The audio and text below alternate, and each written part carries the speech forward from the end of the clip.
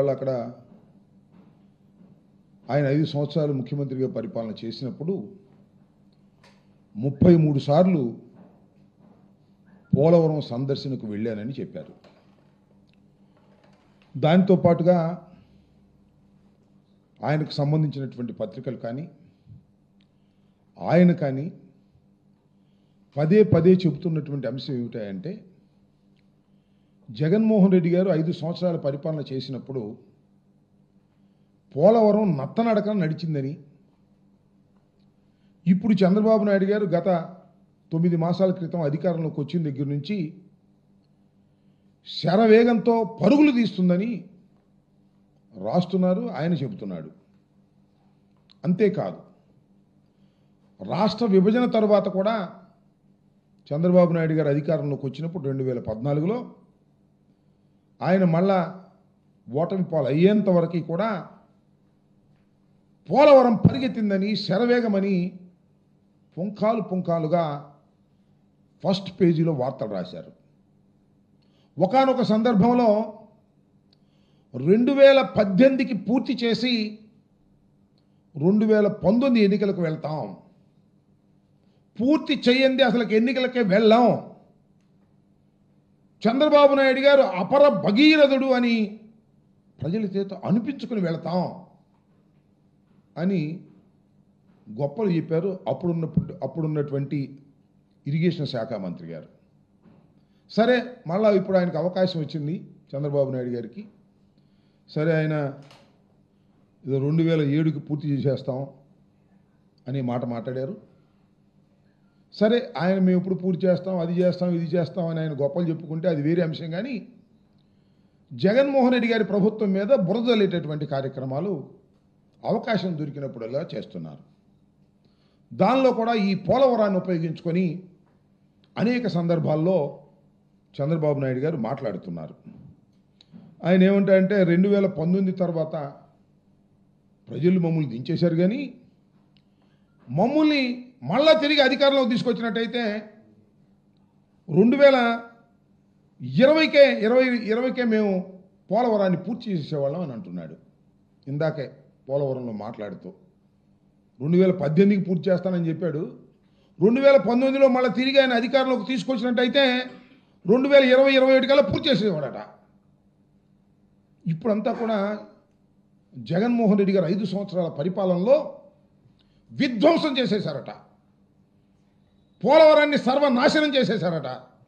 అప్పుడప్పుడు అంటున్నాడు కదా, రాష్ట్రంలో కూడా 14 లక్షల కోట్ల రూపాయలు అప్పు చేసి రాష్ట్రాన్ని సర్వనాశనం చేశారు అని. చివరికి లెక్కలు చూస్తేనేమో 6,000 కోట్లు. పచ్చి అబద్ధాలు, పచ్చి అసత్యాలు చెప్పి జగన్మోహన్ రెడ్డి గారి మీద బురద జల్లాలనేటువంటి కార్యక్రమాన్ని చేస్తున్నారు. అదే పద్ధతిని ఇవాళ చంద్రబాబు నాయుడు గారు పోలవరంలో కూడా అదే పద్ధతిని అనుసరిస్తూ ఉన్నారు. చంద్రబాబు నాయుడు గారు 4వసారి ప్రమాణ స్వీకారం చేసిన తర్వాత ఒకసారి వెళ్ళాడు, మళ్ళీ ఇప్పుడు వెళ్ళాడు. పచ్చి అబద్ధాలు చెప్పేటటువంటి కార్యక్రమం చేస్తున్నారు. నేను అనేక సందర్భాల్లో ఇంతకు ముందు కూడా ప్రశ్నించా చంద్రబాబు నాయుడు గారిని, ఇప్పుడు కూడా అదే మళ్ళా ప్రశ్నిస్తా. ఎందుకంటే మళ్ళా చంద్రబాబు నాయుడు గారు అవే మాటలు చెప్తున్నారు కాబట్టి. నేను ఒక్క విషయాన్ని గౌరవనీయులైనటువంటి చంద్రబాబు నాయుడు గారిని, రాష్ట్ర ముఖ్యమంత్రి గారిని, 4వసారి ముఖ్యమంత్రిగా ప్రమాణ స్వీకారం చేసినటువంటి అనుభవశాలి, ది టాలెస్ట్ పర్సనాలిటీ అని చెప్పుకుంటారు, చాలా పెద్ద మనిషి అని చెప్పుకుంటారు. ఆయన్ని నేను ఒక్క ప్రశ్న ఈ సందర్భంగా అడగదలుచుకున్నా. ఆయన ఏమంటారంటే, జగన్మోహన్ రెడ్డి గారంట 5 సంవత్సరాల అధికారంలో ఉన్నప్పుడు పోలవరం నిధులను రాష్ట్ర ప్రభుత్వానికి మరలించారట. ఈ మాట మాట్లాడుతున్నాడు. పెద్ద మనిషి, అబద్ధాల్లో చాలా పెద్ద మనిషి, నిజాల్లో నాకన్నా చిన్న మనిషి. ఎందుకు చెప్తున్నానంటే, పోలవరం ప్రాజెక్టుకు కేటాయించినటువంటి నిధులను జగన్మోహన్ రెడ్డి గారు డైవర్ట్ చేశారు అనేటువంటి మాట మాట్లాడుతున్నారు. అయ్యా చంద్రబాబు నాయుడు గారు, ఈ విషయాన్ని మీరు నిరూపిస్తే నీకు సెల్యూట్ చేస్తా. సెల్యూట్ కాదు, సాష్టాంగ ప్రమాణం చేసి నీకు దండం పెడతా. ఎందుకంటున్నానంటే ఇంత ఘాటుగా అసలు చంద్రబాబు నాయుడు గారు ఈ ప్రాజెక్ట్ ఎందుకు తీసుకున్నాడండి నాకు అర్థం కాలేదు. ఈ ప్రాజెక్ట్ ఎవరు నిర్మించాలి? ప్లీజ్ ఆలోచించండి ఆంధ్ర రాష్ట్ర ప్రజానీకం. ఇది ఆంధ్ర రాష్ట్ర ప్రజల చిరకాల కోరిక. ఒక విధంగా చెప్పాలంటే స్వప్నం. రాజధాని స్వప్నం కాదు, అమరావతి స్వప్నం కాదు, కానీ పోలవరం ప్రాజెక్ట్ అనేది చిరకాల స్వప్నం. ఆ స్వప్నాన్ని ఈయనే తీర్చడానికి వచ్చినట్టుగా మాట్లాడతాడు. ఆయన ముఖ్యమంత్రిగా ఉన్నప్పుడు 10 సంవత్సరాలు 9 సంవత్సరాలు దీని గురించి ఆలోచించరా. రాజశేఖర రెడ్డి గారు వచ్చి ఫౌండేషన్ స్టోన్ వేసి అన్ని పర్మిషన్స్ తీసుకొస్తే ఇవాళ అది నా కలల పంట అని కోసేస్తాడు సొరకాయలు వెళ్ళే. నేను అడుగుతా ఉన్న, రాష్ట్రం విడిపోయింది. విడిపోయినప్పుడు కేంద్ర ప్రభుత్వం ఈ పోలవరం ప్రాజెక్టు మీ కల కాబట్టి హైదరాబాద్ను మీరు కోల్పోయిన పోలవరం ప్రాజెక్టును పూర్తి చేసి మీకు మేము ఇచ్చే బాధ్యత మాది, అనా పైసలతో సహా మాదే ఖర్చు అని చెప్పారే. ఏమండి చంద్రబాబు నాయుడు గారు, మీరు ఎందుకు తీసుకున్నారు? మీరు ఎందుకు కట్టాలనుకున్నారు? రాష్ట్ర ప్రభుత్వానికి ఏమి సంబంధం? కేంద్రం కదా కట్టవలసింది, ప్రతి పైసా కేంద్రమే కదా. నిర్వాసితులకు ఇచ్చేది R&R ప్యాకేజ్ కూడా కేంద్రమే కదా. మీరు ఎందుకు తీసుకున్నారు? 2016లో చంద్రబాబు నాయుడు గారు తీసుకున్నారు. ఎందుకు చెప్తున్నానంటే, ఫండ్స్ని మేము డైవర్ట్ చేశామని చెప్తున్న సందర్భంగా నేను చెప్పదలుచుకున్నా, ఇక్కడ అడగదలుచుకున్నా. అసలు ఏంటో షరతు తెలుసా? చంద్రబాబు నాయుడు గారు తీసుకున్న షరతు, ముందు రాష్ట్ర ప్రభుత్వం ఖర్చు పెట్టింది, వాళ్ళు రీఎంబర్స్మెంట్ ఇస్తారు. అంటే మనం ఒక 1000 కోట్లు ఖర్చు పెట్టామనుకోండి, ఈ 1000 కోట్లు కూడా లెక్క చూసి, అయ్యా మీరు ఖర్చు పెట్టి మన నిజమేను, మీ రాష్ట్ర ఖజానా నుంచి ఇదిగో ఈ 1000 కోట్లు తీసుకొని నేను ఇస్తారు. నేను అడుగుతా ఉన్నా, ముందు మనం ఖర్చు పెట్టిన తర్వాత, అర్థమవుతుందిగా మీ అందరికీ, ముందు మనం ఖర్చు పెట్టిన తర్వాత వాళ్ళు రీఎంబర్స్మెంట్ ఇస్తే డైవర్ట్ చేసే అవకాశం ఎక్కడుంది చెప్పండి? వాళ్ళు ముందు కేటాయిస్తే కదా డబ్బులు. అయ్యా మీ పోలవరం ప్రాజెక్టు 50,000 కోట్లు అవుతుంది, ఇదిగో ఈ 50,000 కోట్లు మీకు మేము ఇస్తున్నాం అంటే కదా మనం డైవర్ట్ చేసేది. ముందు మనం ఖర్చు పెడితే, ఎక్కడి నుంచి? రాష్ట్ర ఖజానా నుంచి ఖర్చు పెడితే, ఆ ఖర్చు పెట్టిన డబ్బులు నిజంగా ఖర్చు పెట్టారా లేదా అని Polavaram project authority CWC check చేసి అప్పుడు మనకు డబ్బులు ఇస్తారు. ఎట్టా చంద్రబాబు నాయుడు గారు అసలు ఇట్లా ఆ ఫండ్స్ని డైవర్ట్ చేయడానికి ఎక్కడ అవకాశం ఉంటుంది చెప్పండి? ముందు మనం ఖర్చు పెడితే వాళ్ళు డబ్బులు ఇస్తే అర్థం కావట్లేదా సామాన్యులకి? ఇలాంటి పచ్చి అబద్ధాలు ఇవాళ పోలవరం వెళ్ళి చెబుతున్నాడు చంద్రబాబు నాయుడు గారు. నేను ఆ రోజున అడిగా, ఈ రోజున అడుగుతున్నా, సమాధానం చెప్పేటటువంటి పెద్ద మనిషి కాదు ఆయన. సమాధానం చెప్పకోకుండా తప్పుకుపోయేటటువంటి అతి చిన్న మనిషిగా నేను భావిస్తున్నాను. అదేమిటంటే, కేంద్రం నిర్మించవలసింది రాష్ట్రానికి ఏమి సంబంధం? ఒకటి. రెండో పాయింట్, ఇప్పుడండి మీరు కేంద్రం దగ్గర నుంచి ఒప్పించారు, మీరు 14లో అధికారంలోకి వచ్చారు, ప్రమాణం చేశారు, స్వీకారం తీసుకున్నారు, ముఖ్యమంత్రి అయ్యారు. ఎప్పుడు కేంద్ర ప్రభుత్వం అంగీకరించింది రాష్ట్ర ప్రభుత్వం అయ్యా నువ్వే కట్టుకోమని? 2016లో ఒప్పుకుంది. ఎందుకు ఒప్పుకుంది? నువ్వు వెళ్ళి బతినాడితే ఒప్పుకుంది, నువ్వు కాళ్ళ పడితే ఒప్పుకుంది. అయ్యా మేమే కట్టుకుంటాం సార్, డబ్బులు మీరివ్వండి, ముందు మేము డబ్బులు ఖర్చు పెడతాం రాష్ట్ర ప్రభుత్వం, తర్వాత మీరిద్దరు. ఎందుకు ఇవన్నీ? నీ సొంత కాంట్రాక్టుదారులకు దోచి పెడదామని తప్ప ఏమన్నా ఉందా అని అడుగుతా ఉన్నా. సరే తీసుకున్నావు పో. నేను ఇవాళ చెప్పదలుచుకున్నా, చంద్రబాబు నాయుడు గారు పదే పదే అసత్యాలు చెప్తున్నారు కాబట్టి పోలవరం డ్యామ్ దగ్గరికి వెళ్ళి, ప్రాజెక్ట్ దగ్గరికి వెళ్ళి నేను అడుగుతా ఉన్నా, 2016లో తీసుకున్నప్పుడు ఏ రేట్ల మీద తీసుకుంటారండి? 2013, 14 రేట్లతో ప్రాజెక్టుని మేము పూర్తి చేస్తామని ఒప్పుకుంటారా? జ్ఞానం ఉన్నవాడు చేస్తాడా? సీనియర్ నాయకుడు చేస్తాడా? రాష్ట్ర ప్రజల యొక్క బాగోగులు కావాలనుకునే వాళ్ళు చేస్తారా? పోలవరం ప్రాజెక్టును శరవేగంతో ముందుకు తీసుకువెళ్ళాలనుకునే వాళ్ళు చేస్తారా?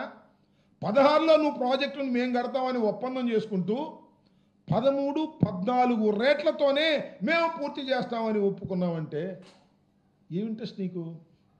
నీకు పోలవరం మీద ఇంట్రెస్టా? కాదు. పోలవరం కాంట్రాక్టర్ల మీద ఇంట్రెస్ట్, పోలవరం కాంట్రాక్టర్లకు ఇచ్చే కమిషన్ల మీద ఇంట్రెస్ట్. నేను మనవి చేస్తున్నా, చంద్రబాబు నాయుడు గారు అధికారంలోకి వచ్చిన తర్వాత ఏమున్నారు, టాల్స్టాయ్ కంపెనీ ఉంది. అప్పటికే కాంగ్రెస్ ప్రభుత్వంలో వచ్చినటువంటి ట్రాన్స్ట్రాయ్ కంపెనీ. వాళ్ళు ఏం చేశారంటే చంద్రబాబు నాయుడు గారు అధికారంలోకి రాగానే వాళ్ళకి అర్జీ పెట్టుకున్నారు. అయ్యా 13-16 వరకు వాళ్ళే చేశారు. అది స్లోగా నడిచింది. ఎందుకంటే విభజన వ్యవహారాలు ఇవన్నీ ఉన్నాయి కదా, రాష్ట్ర ప్రభుత్వం డబ్బులే రాజశేఖర రెడ్డి గారు పెట్టినటువంటి కార్యక్రమాల వల్ల నడిచినాయి. అప్పుడు ఏం చేశారంటే వాళ్ళు మాకు ఈ రేట్లు కుదరలేదండి, మీరు 15-16 రేట్లు ఇవ్వండి అని అడిగారు. ఒక అప్లికేషన్ పెట్టుకున్నారు. ఎవరు? Transstroy company. నీకు వారికి సంబంధాల తర్వాత ఏర్పడ్డాయని మీ అందరికీ తెలుసు కదా. ట్రాన్స్ట్రాయ్ కంపెనీ ఎవరిదో? చంద్రబాబు నాయుడు గారి పార్టీ తరపున నిలబడ్డారు. అంతకుముందు కాంగ్రెస్ అయినా ఆయనకి అది పెట్టుకుంటే ఓకే శాంక్షన్ ఆయన ఇచ్చేశాడు. ఇది ఈపీసీ నిబంధనలకు వ్యతిరేకం. సుమారుగా 1,332 కోట్ల రూపాయలు లబ్ధి చేకూర్చే విధంగా ఇచ్చారు. అయిపోయింది, వాళ్ళతో అయిపోయింది కదా. తర్వాత మళ్ళీ టెండర్ పిలుద్దాం ఉన్నట్లు తీసేసి కుదరలా మళ్ళీ నవోగా కంపెనీ తీసుకొచ్చారు. అది కూడా మీ బంధువులే. దానికి నామినేషన్ మీద ఇచ్చేశారు. ఇవాళ అంటున్నారు కదా మేము కాంట్రాక్టులు తీసేసి రివర్స్ టెండర్కి పెట్టి నష్టం చేశామని. నవోగా కంపెనీకి ఇచ్చేశారు మొత్తాన్ని. ఇలా కేవలం తనకు సంబంధించిన కాంట్రాక్టర్లకు కట్టబెట్టడం కోసమే డబ్బులు పోలవరం ప్రాజెక్టును సర్వనాశనం చేసినటువంటి వ్యక్తి నారా చంద్రబాబు నాయుడు గారు. ఇది నా గుండె లోతుల్లో నుంచి చెప్తున్నాను తప్ప రాజకీయంగా చెప్పటదని మనం చేస్తున్నాం. ఒకటి, కేంద్ర ప్రభుత్వం చేయవలసింది నువ్వు చేశావు, చేస్తానన్నావు. 13-14 రేట్లకి 16వ సంవత్సరం అగ్రిమెంట్కి వస్తావు. సరే వచ్చావు, కట్టావా చిత్తశుద్ధిగా. పరుగులు దించాడంట, 33 సార్లు వెళ్ళాడంట. ఎందుకండి వెళ్ళటం నాకు అర్థం కాలేదు. 33 సార్లు అద్దంకి సింగడ అద్దంకి వెళ్ళి వచ్చాడని ఎందుకు ముఖ్యమంత్రి వెళ్ళటం అక్కడికి నాకు అర్థం కాలేదు. వెళ్ళి అక్కడ ఏం చేస్తావు? ఉన్నోళ్ళందరినీ చెడగొడతావు, అందరూ నీ చుట్టూ తిరుగుతారు. అంత పెద్ద ప్రాజెక్టులో వెళ్ళావు, 33 సార్లు వెళ్ళి ఏం సాధించావు అని అడుగుతా ఉన్నా. ఏం సాధించాడు తెలుసా? గొప్ప విషయాన్ని సాధించాడు. ప్రపంచంలో ఎవ్వడు సాధించలేనిది సాధించాడు. సామాన్యుడికి కూడా అర్థమయ్యేది సాధించాడు. ఏంటంటే కాఫర్ డ్యాముల నిర్మాణం లేకుండా డయాఫ్రమ్ వాల్ వేసాడండి. దుంపదేగా ఎక్కడ చేయరు. ప్రపంచంలో ఏ ప్రాజెక్ట్ దగ్గర జరగనటువంటిది. ప్రధాన డ్యామ్ ఈషియర్ earth cum rock filling dam, భూమిలో ఉండాల్సినటువంటి పునాది అది డయాఫ్రమ్ వాల్. ఆ డయాఫ్రమ్ వాల్ నిర్మాణం చేయాలి అంటే 2 కాఫర్ డ్యాముల నిర్మాణం జరిగి వర్క్ ప్లేస్ డిసైడ్ అయ్యి అప్పుడు వెయ్యాలి. ఈ 2 కాఫర్ డ్యాములు నిర్మాణం జరిగిన తర్వాత నది స్పిల్వే ద్వారా డైవర్ట్ అయిన తర్వాత వెయ్యాలి. ఏం చేయలే. స్పిల్వే ద్వారా డైవర్ట్ కాలేదు, కాఫర్ డ్యాములు కంప్లీట్ కాలేదు, డయాఫ్రమ్ వాల్ వేసాడు. 33 సార్లు వెళ్ళి ఏం చేసావు స్వామి నాకు అర్థం కాలేదు. 19-20లో వరదలు వచ్చాయి. 17, 18, 19, 20లో ఆ వరదలకి కాఫర్ డ్యాములు లేకపోవటం వల్ల డయాఫ్రమ్ వాల్ కొట్టుకుపోయింది.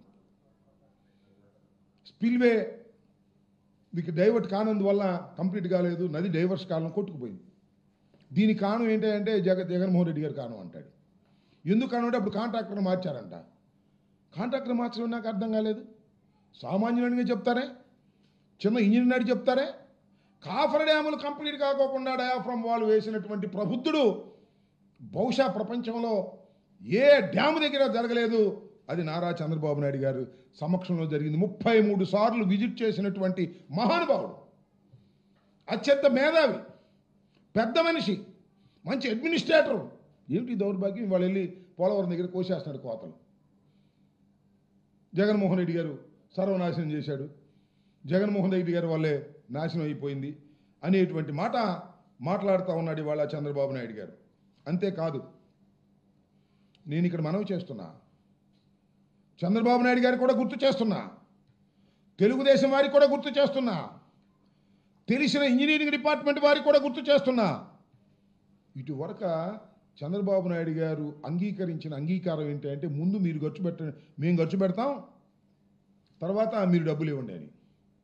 కానీ జగన్మోహన్ రెడ్డి గారు ముఖ్యమంత్రి అయిన తర్వాత 5 సంవత్సరాల కాలంలో అనేక సార్లు కేంద్ర ప్రభుత్వం మీద ఒత్తిడి తీసుకొచ్చారు. అయ్యా రాష్ట్ర ప్రభుత్వమే ఇబ్బందుల్లో ఉంది, మేము ముందు ఎక్కడ ఖర్చు పెట్టము, మీరు తర్వాత ఇవ్వటం ఏంటి, ముందు మేము ఖర్చు పెట్టాలంటే పని జరగట్లేదు, అడ్వాన్స్ ఇవ్వండి, మీరు అడ్వాన్స్ ఇస్తే మేము ఖర్చు పెడతాము, ఇది మంచి పద్ధతి అని ఒకటి.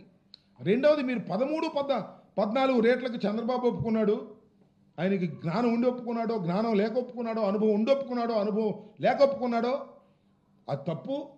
16-17 రేట్లకి మీరు ఎన్హాన్స్ చేయండి అని పలుమార్లు విజిట్ చేసి కేంద్ర ప్రభుత్వంతో మాట్లాడితే ది యాక్సెప్ట్ చేస్తూ మొదటి దశకు కావాల్సిన 12,557 కోట్ల రూపాయలు రిలీజ్ చేయడానికి సిద్ధం చేశారు. ఆల్మోస్ట్ ఆల్ క్యాబినెట్కి వెళ్తూ ఉన్న దశలో వీళ్ళకి కూటమి కుదిరింది. కూటమి కుదరంగానే చంద్రబాబు నాయుడు గారు, పవన్ కళ్యాణ్ గారు వెళ్ళి అమ్మమ్మ మీరు ఇప్పుడు రిలీజ్ చేయమాకండి అడ్వాన్సు, మీరు రిలీజ్ చేస్తే జగన్మోహన్ రెడ్డికి పేరు వస్తుంది అని ఆపించేశారు. అది మొన్న రిలీజ్ అయింది. 12,557 కోట్ల రూపాయలు మొన్న అడ్వాన్స్ రిలీజ్ కావడానికి కారణం జగన్మోహన్ రెడ్డి గారని చిత్తశుద్ధిగా చెప్తున్నా, గుండె మీద చెయ్యి వేసుకొని చెప్తున్నా. మా కృషి ఫలితంగా ఆ రోజున ఫైల్ మీరు ఆపిన అదృష్టవశాత్తు మీరు అధికారంలోకి వచ్చారు.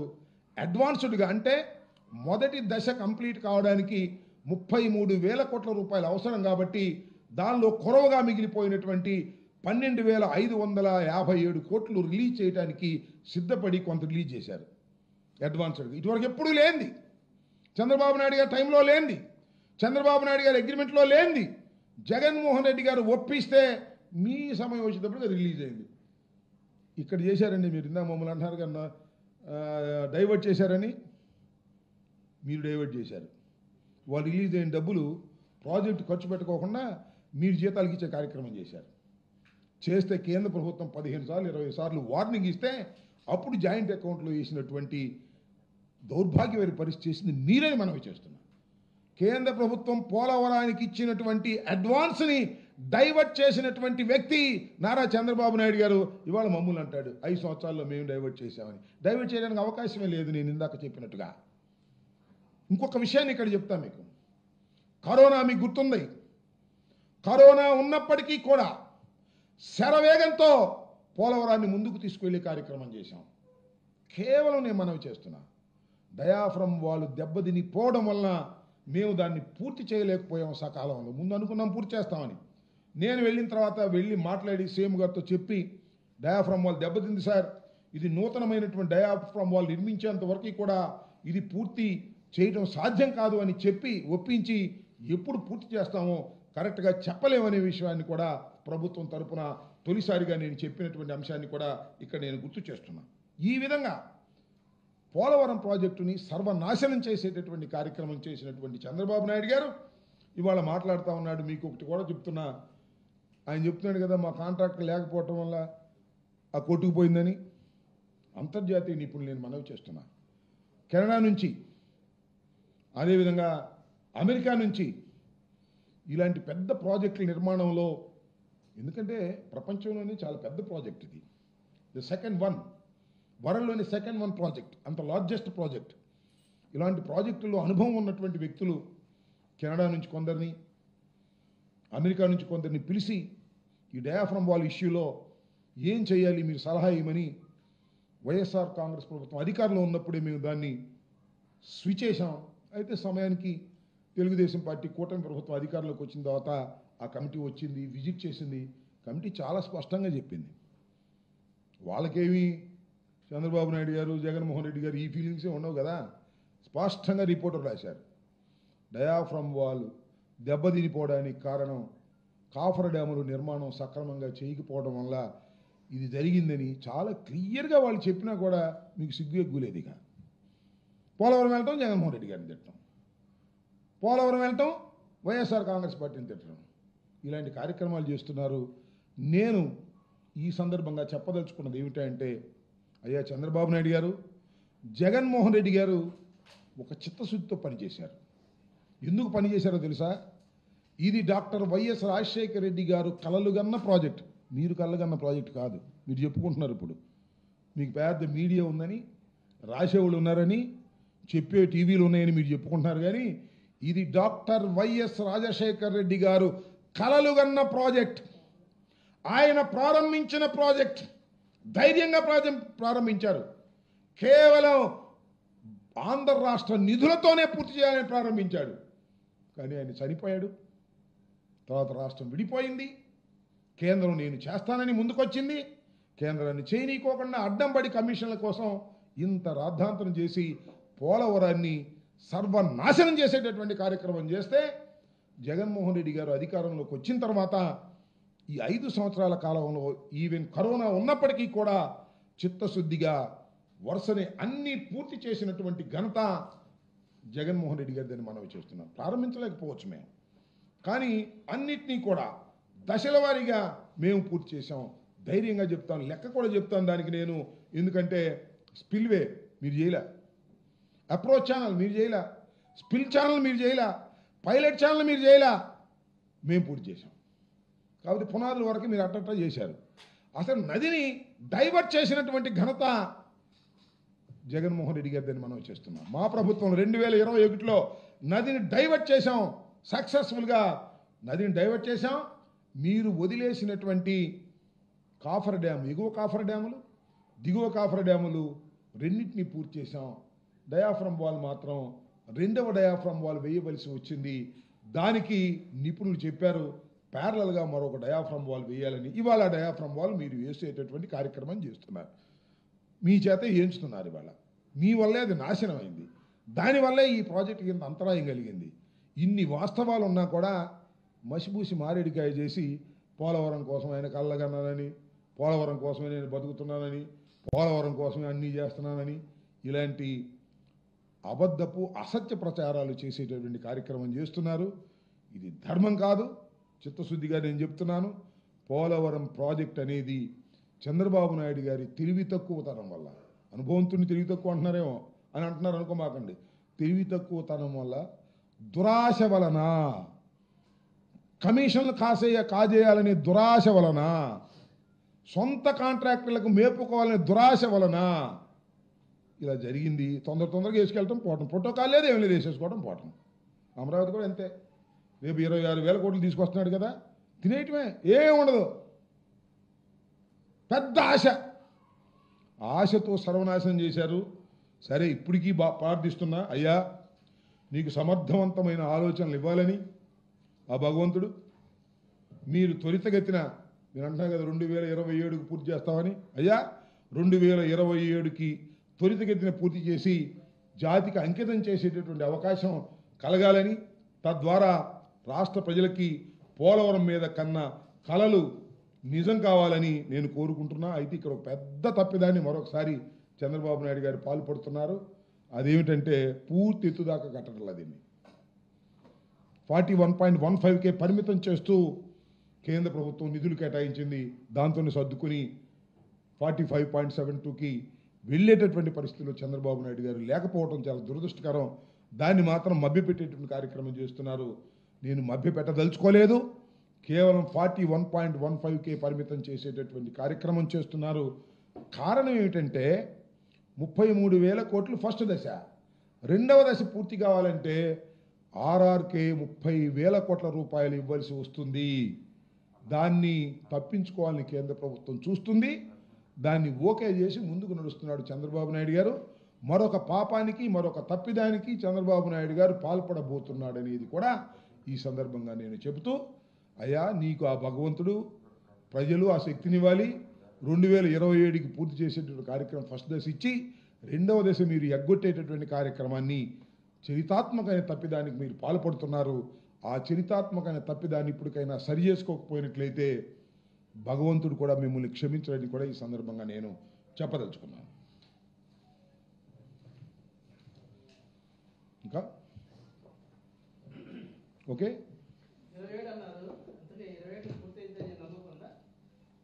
ఆయన చూస్తున్నారు కదా. అంత ఆల్మోస్ట్ ఆల్ నాకు తెలిసినంత వరకు ఒక్క డయాఫ్రమ్ వాల్ దెబ్బతినిపోవటం మినహా అదే ఒక క్లిష్టమైన దశ తప్ప ఆల్మోస్ట్ ఆల్ అన్నీ కూడా జగన్మోహన్ రెడ్డి గారి హయాంలో కోవిడ్ ఉన్నా కూడా మేము పూర్తి చేశాం. 2027 కన్నా ముందే పూర్తి చేసేటటువంటి అవకాశం ఉందని కూడా నాకు ఉన్న అవగాహన, పూర్వం ఉన్న అవగాహన. వీళ్ళు ఆలస్యం చేసి డబ్బుల కోసం కక్కుర్తి పెడితే నేను చెప్పలేను, కానీ స్పిల్వే కంప్లీట్ చేశాం. నది డైవర్షన్ ఈజ్ ఓవర్.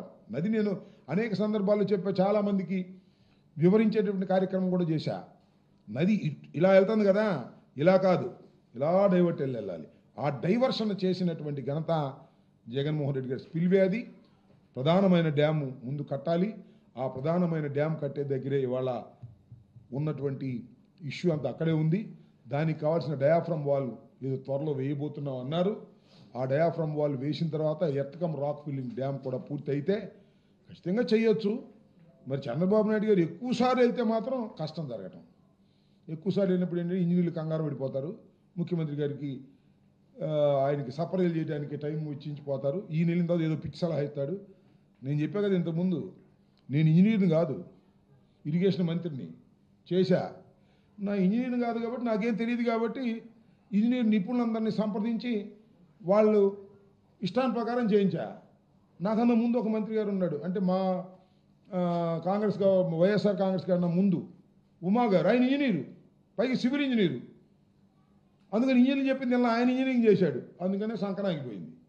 అందువల్ల మనకు తెలియని చోట మనం ఏలు పెట్టకూడదు.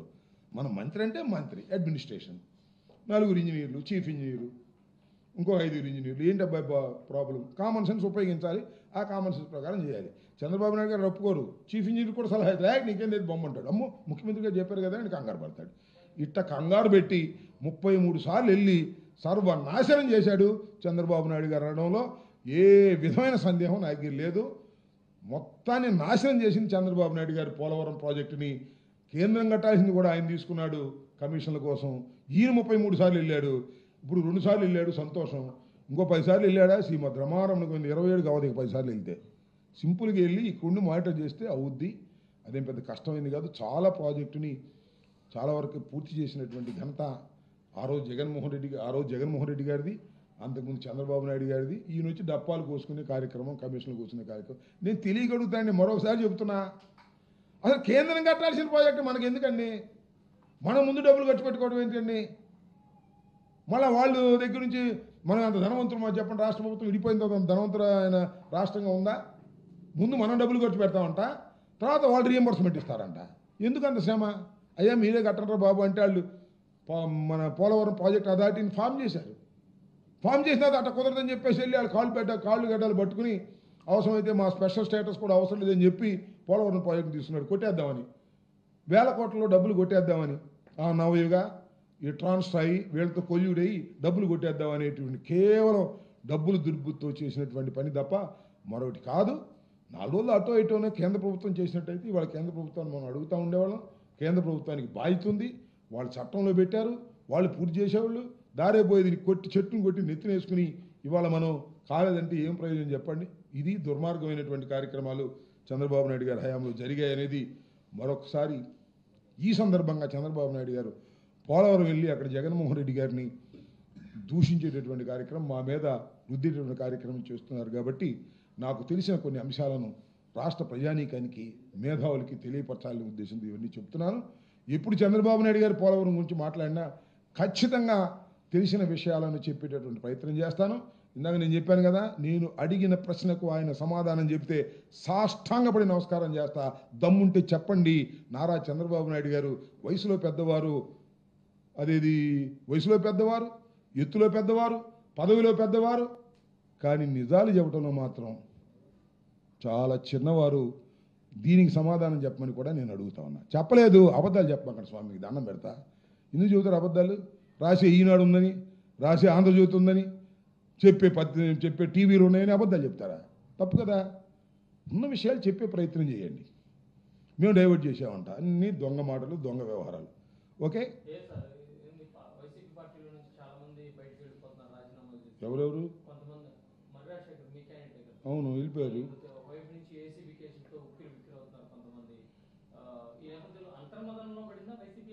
అంతర్మదనంలో ఎప్పుడు వైసీపీ పడదు, గుర్తుపెట్టుకో. అసలు అంతర్మదనం పడాల్సిన అవసరమే ఉండదు. అసలు వైసీపీ పుట్టింది ఎక్కడ, పెరిగింది ఎక్కడ, అధికారంలోకి వచ్చింది ఎక్కడ? వైసీపీ ప్రారంభమైంది ఇప్పుడు. ఒక్క విషయాన్ని నేను చాలా స్పష్టంగా చెప్పదలుచుకోండి, ఏంటంటే అధికారం లేనప్పుడు పోయే వారి గురించి ఆలోచించకండి. అధికారం లేనప్పుడు పోయే వాళ్ళ గురించి ఆలోచించకండి. ఏసీబీ కేసులు కానీ, సిఐడి కేసులు కానీ, పోలీసు కేసులు కానీ ఎన్ని పెట్టుకున్నా భయపడే ప్రశ్న లేదు. భయపడేవాళ్ళు సర్దుకుంటారు, ధైర్యంగా ఉండేవాళ్ళు నిలబడతారు. నిలబడి పోరాడటం జగన్మోహన్ రెడ్డి గారికి, వైఎస్ఆర్ కాంగ్రెస్ పార్టీకి వెన్నతో పెట్టిన విద్య. జగన్మోహన్ రెడ్డి గారిని నిర్బంధించటంతోనే అసలు ఈ రాజకీయ పార్టీ దూకుడు ప్రారంభమైంది. అందువల్ల ఎంతమందిలో లోపల పెడతారు, మళ్ళా వస్తారు. కొంతమంది వెళ్ళారు కదా, వచ్చారు. ఏది మా సురేష్ గారు వెళ్ళాడు, 150 రోజులు ఉన్నాడు, వచ్చాడు. మా రామకృష్ణారెడ్డి 50 రోజులు ఉన్నాడు, ఎమ్మెల్యే, వచ్చాడు. మళ్ళీ ఒక ఎమ్మెల్యే గారు ఇప్పుడు లోపల ఉన్నాడు, వస్తాడు, అక్కడే ఉన్నాడు కదా. ఇంకా ఎవరినో విడుదల రజనీ గారిని లోపలేస్తామంటున్నారు, అదేంటి నాని గారిని లోపలేస్తామంటున్నారు. అప్పుడప్పుడు ఆయన ఎవరో ఉన్నాడు విజయవాడలో, నిన్ను కూడా వేస్తాం అమ్మటి అంటున్నాడు. ఎవడు భయపడతాడు చెప్పండి, నాకు అర్థం కాల. భయపడేవాడు ఎవ్వరు లేరు, భయపడి ఉంటే సర్దుకుంటారు, సర్దుకోనివ్వండి. టైం వచ్చినప్పుడు అద్భుతంగా ముందుకు సాగుతాం. ఏసీబీ కేసులకి, సిఐడి కేసులకి, పోలీసు కేసులకి, నిర్బంధాలకి, అరెస్టులకి జడిసే పని లేదు. నీకు శ్లోకం చూసేవాళ్ళ చిన్నప్పుడు కమ్యూనిస్ట్ పార్టీ వాళ్ళు చెప్పేవాళ్ళు, అరచేతిని అడ్డుపెట్టి సూర్యకాంతి నాపలేరు, అరెస్టులను సాగించి ప్రజాశక్తిని అడ్డలేరు. దీని కొద్దిగా బాబు సవరణ చేస్తున్నా.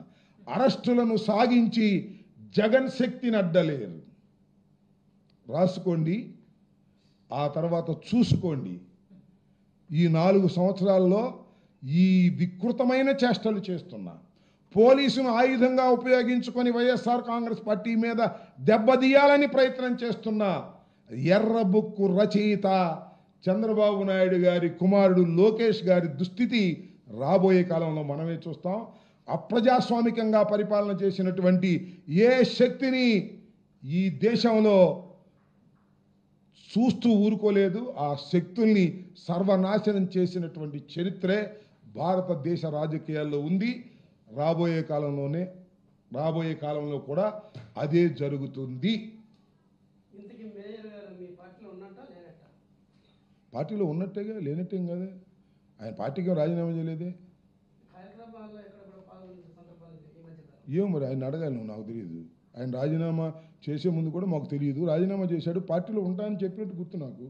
నేను చూశాను, తర్వాత నాతో టచ్లో లేడందో దానికి సమాధానం చెప్పలేను. పార్టీ నుంచి పార్టీలోనే ఉన్నాడని అనుకుంటున్నాను నేను.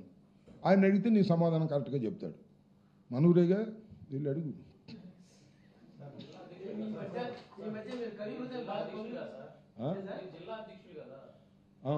నాకు టచ్లో లేడన్నా, జిల్లా అధ్యక్షుడు అయితే ఏంటి, ప్రపంచ అధ్యక్షుడు టచ్లో ఏం చేయను.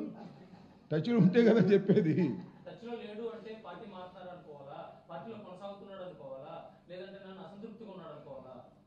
3 అన్నావు కదా, నీ ఇష్టం వచ్చింది అనుకో, నాకేమైపోయింది. నీ ఇష్టం వచ్చింది అనుకో, నాకు చెప్పే సమాధానం నా దగ్గర లేదు. నేను ఫోన్ చేసినా ఆయన ఎత్తలేదు. ఏమనుకున్నావు, పార్టీ మాట్లాడడం అనుకున్నావా, ఏమన్నాడు, అసంతృప్తితో ఉన్నాడు అనుకున్నావా, ఇంకోటి ఏంటి, ఏదో 3 అన్నావు కదా. ఆ 3 నీకు ఇష్టం వచ్చింది అనుకో. అనుకునే ముందు ఒకసారి 2 అడుగులు వేసి కనుక్కో. మన మనోహర్ నాయుడిని ఎక్కడ పోతాడు కనుక్కో వెళ్ళి. ఏముంది, ఏమయ్యా,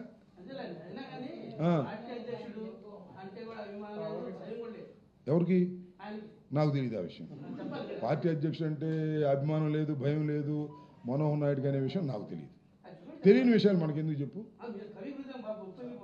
కవి హృదయం, నాకు కవి ఎక్కడున్నాడు, హృదయం ఎక్కడుంది. పొలిటీషియన్ అయితే అది కమ్యూనిస్టుల కమ్యూనిస్టు స్లోగన్ అయ్యా, కొద్దిగా మారుస్తాం. కవి అంటే సొంతంగా రాసేవాడయ్యా, కాపీ కొట్టేవాడు కదా. నేను అక్కడ కాపీ కొట్టి చెబుతున్నాను, ఎందుకు మొహమాటం దీనిలో. కాపీ కొట్టి మార్చాం కొద్దిగా.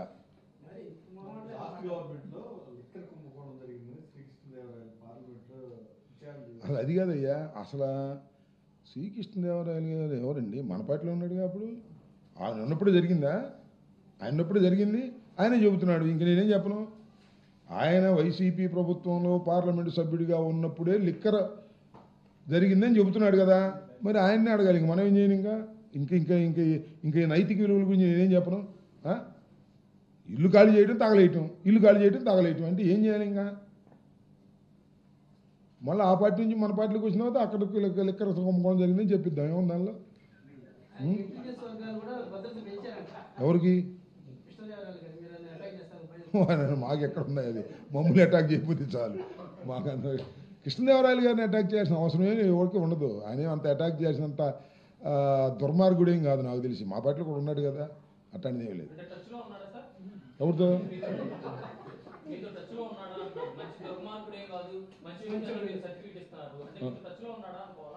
టచ్లో నాకేం లేడే, నాకు టచ్లో ఎందుకు ఉంటాడే? మంచివా అంటే ఆయనతో 5 సంవత్సరాల పాటు ఆయనతో మేము నడిచామయ్యా. మాతో పాటు ఆయన నడిచాడు 5 సంవత్సరాల పాటు. మా పార్లమెంట్ సభ్యుడు, మాతో సన్నిహితంగా మెలిగాడు.